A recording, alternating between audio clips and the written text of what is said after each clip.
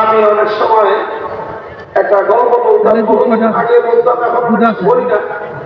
হঠাৎ এখন মনে পড়লো আবার সেই পুরাতন গল্পের কথা। এক ব্যক্তি কাঠুরিয়া, সে জঙ্গলে যায় কাঠ কাটতে।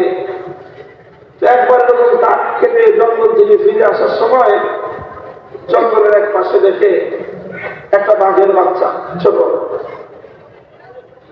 তো সেই বাঘের বাচ্চাটাকে সে পেয়েছে। বাঘের বাচ্চার মা হয়তো কোথাও গিয়েছে, বাঘের বাচ্চা রেখে, ছোট বাচ্চা, শব্দ প্রসূত। তো ওই কাঠুরিয়া সে বাঘের বাচ্চাটাকে পেয়ে কোলে করে বাড়িতে নিয়ে আসে। বাঘের বাচ্চা তো বাড়িতে আনছে, কিন্তু এই বাঘের বাচ্চা সে পালবে কিভাবে? ছোট বাচ্চা, এর খাদ্যের ব্যবস্থা হবে কোথেকে? এর খাদ্য তো জঙ্গলে তার মায়ের মাধ্যমে তার ব্যবস্থা হয়। ছোট মাত্র সদ্য প্রসূত বাচ্চা মায়ের দুধ খাবে, এইভাবে সেই বাঘের বাচ্চার প্রতিপালন হবে। এখন মানুষ যখন বাচ্চাটাকে ধরে বাড়িতে আনছে, এখন তো বাড়িতে এসে বিপাকে পড়ছে যে এই বাচ্চাকে সে লালন পালন করবে কিভাবে।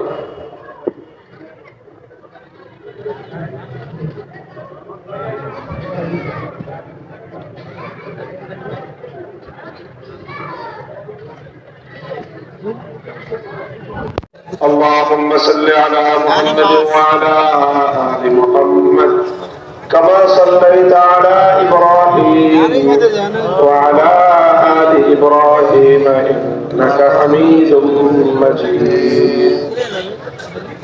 আমি বলতেছিলাম একটা গল্পের কথা। তো কাঠুরিয়া বাঘের বাচ্চাটা বাড়িতে আছে। এখন এই বাঘের বাচ্চা সে লালন পালন করবে কিভাবে? তো সে দেখলো হঠাৎ করে, তার লক্ষ্য করে যে তার বাড়িতে ছাগলের বাচ্চা আছে। তো ছাগলের ছোট ছোট বাচ্চা সেগুলো কি খায়? ছাগলের দুধ খায়। তো সে চিন্তা করে দেখলো যে বাঘের বাচ্চাটাকে দেখি তো ছাগলের দুধ খায় কিনা।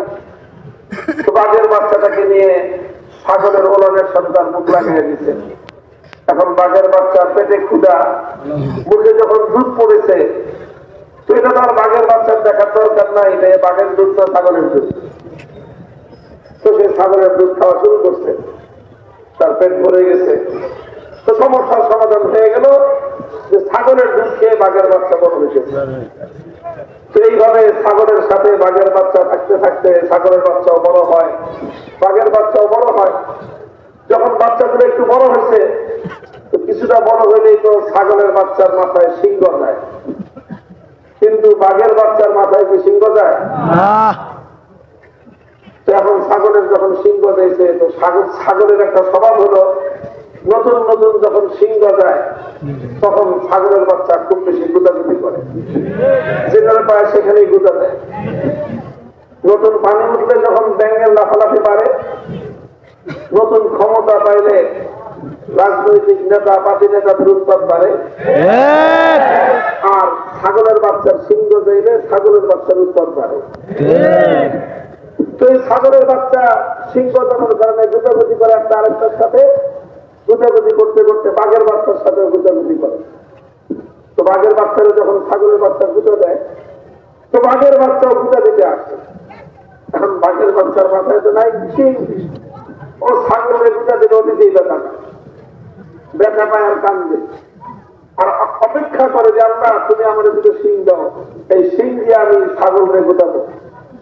এখন বলেন বাঘের বাচ্চা কতদিন পর্যন্ত দোয়া করলে আল্লাহ আমার মাথায় সিং দিবে? কোনদিন হবে? এখন বাঘের বাচ্চা তুমি জানে না, ও তো ছাগলের বাচ্চার সাথে মারামারিতে পারে না।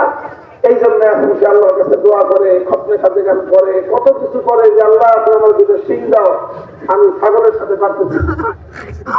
তো এরকম ভাবে একদিন মাঠের মধ্যে সব ছাগলের বাচ্চার সাথে বাঘের বাচ্চাও খেলতেছে, আর ছাগলের বাচ্চার গুতাতেও কাঁদতেছে। সব ছাগলের বাচ্চা গুতায় আর বাঘের বাচ্চা কাঁদে। দূর থেকে বড় একটা বাঘ এই দৃশ্য দেখছে, ও দেখে বলে যে কোন যুগ করলো ছাগলে বাঘের বাচ্চা গুতায় আর বাঘের বাচ্চা ছাগলের গুতা খেয়ে কাঁদবে। এখন ওই বড় বাঘটা কাছে আসছে, কাছে এসে ভালো করে তামসাটা দেখছে ঘটনাটা কি। যখন বাঘ এসে কাছে এসে একটা গর্জন দিয়েছে, একটা হুঙ্কার দিয়েছে, তো বাঘের এক হুঙ্কারে তো পাহাড় পর্যন্ত কেঁপে উঠে। বাঘের গর্জনের মধ্যে আল্লাহ পাক শক্তি রেখেছেন। বাঘের গর্জন যখন ছাগল শুনেছে, তো সব ছাগলের পাল জান প্রাণ নিয়ে দৌড়িতে আরম্ভ করছে, ভাগতে আরম্ভ করছে, পালাইতে আরম্ভ করছে। এখন ছাগলও পালায়, ছাগলের বাচ্চাও পালায়, সাথে সাথে বাঘের বাচ্চাও পালায়। এখন বড় বাঘটা দূর থেকে দৌড়ে আসছে। আজকে সে কোনো ছাগল শিকার করতে আসে নাই, আজকে সে আসছে স্বজাতির সম্মান উদ্ধার করতে। এই জন্য এসেছে, কোন ছাগলকে খাবলা বেড়ে ধরে নেয়, বাঘের বাচ্চা তুমি ধরছে, বেড়ে জিজ্ঞেস করছে, তুই ছাগলের বাচ্চার কোথাকে কান্দুস কেন? এখন বাঘের বাচ্চা বলে যে ওর মাথায় সিং আছে, আমার গুতে যায়, আমি গোটা দিতে গেলে আমি আরো ব্যথা পাই, এই জন্য কান্দি, আমার মাথায় কোনো সিং নাই। বাঘটা বুঝতে পারছে যে এই বাঘের বাচ্চার সমস্যাটা আসলে কোথায়। ওর সমস্যা হলো, ও মনে করতেছে যে ছাগলের শক্তি যেরকম ওর সিংহের মধ্যে, বাঘের শক্তিও বুঝি সিংহের মধ্যে, এই জন্য সিং গজানোর অপেক্ষায় আছে। এই অপেক্ষা কোনোদিন শেষ হবে না। এখন ওর সমস্যার সমাধান কি? বড় বাচ্চা চিন্তা করলো, ওর সমস্যার সমাধান একটা জায়গায়, সেটা হলো ওকে ওর আত্মপরিচয় শিক্ষা দিতে হবে। ওকে ওর পরিচয় শিখাতে হবে যে তুই তো ছাগলের বাচ্চা না, তুই যদি বাঘের বাচ্চা। তোর সমস্যার সমাধান ছাগলের সিংহের মধ্যে নাই, তোর সমস্যার সমাধান অন্য জায়গায় আছে। ওই বাঘের বাচ্চাটাকে ধরে ধরে নিয়ে গেছে একটা পুকুরের ঘাটলায়। কে বলছে তুই পুকুরে নাম? এখন তো বাঘের বাচ্চা পুকুরে নামে না, ও থাকছে সারা জীবন ছাগলের সাথে, চরিত্র হইতে ছাগলের মতো। ও ঘাটলায় নামতে চায় না, গলায় রশি টানবে ঘাস ছিঁড়ে যাবে, কিন্তু ও পুকুরে নামতে চায়। এখন বড় বাচ্চা বের করে গলায় ঘাড়ায় কামড় দিয়ে পানির সামনে নিয়ে বলছে পানি খান। ও যখন পুকুরের স্বচ্ছ পানিতে, ঘাটলার পানিতে যখন মুখ দিয়েছে, সেই পানির মধ্যে ওর চেহারা ছবি ভেসে উঠছে। ওর চেহারা দেখে প্রথম নিজে আতঙ্কিত হয়ে গেছে, ভয়ঙ্কর বাঘের মতো দেখা যায়। ও পরলক্ষ করে দেখা যাচ্ছে আমারই চেহারা, এটা আমারই প্রতিচ্ছবি, আমারই প্রতিবিম্ব পানিতে ভেসে উঠছে। এটা যখন দেখছে তখন ওর ভাবসাব বন্ধ হয়ে গেছে। ও এখন অন্যভাবে হাঁটে, অন্যরকমের ভাবসা। এখন বড় বাঘটা জিজ্ঞাসা করে, এই পানির মধ্যে কিছু দেখবি? হ্যাঁ দেখেছি। কি দেখেছিস? কারণ আমার চেহারা দেখেছি। তোর চেহারা কিরকম? ছাগলের মতো? কয় না ওস্তাদ, আমার চেহারা তো ছাগলের মতো না, আমার চেহারা বাচ্চার মতো। এবার তুই লাইনে এসে দেখ, তুই ছাগল না, তুই ছাগলের বাচ্চা না। আল্লাহ পাক তোকে দুনিয়াতে ছাগলের সুতাকে কান্নার জন্য সৃষ্টি করেন নাই।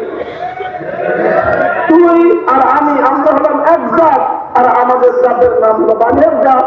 বাঘের জাত দুনিয়াতে ছাগলের ডাবরাবি খেয়ে, ছাগলের ভুতা খেয়ে, ছাগলের আক্রমণে পর্যগ্রস্ত হয়ে কান্না করার জাতি নয়। তুই অপেক্ষায় আছিস যে কবে তোর মাথায় ছাগলের মতো সিংহ যাবে। গাদা যাবে কথাকার, বাঘের মাথায় কোনোদিন সিংহ যায় না। আর বাঘ কি, বাঘের শক্তি কি তার সিংহের মধ্যে? বাঘের শক্তি হলো তার পাঞ্জার মধ্যে, বাঘের শক্তি হলো তার হুঙ্কারের মধ্যে, বাঘের শক্তি হলো তার দাঁতের মধ্যে। আর বাঘের বাচ্চা একবার তুই তোর সব পরিচয় নিয়ে, সব অভিমান, নিজের আত্মপরিচয় নিয়ে মাথা উঁচু করে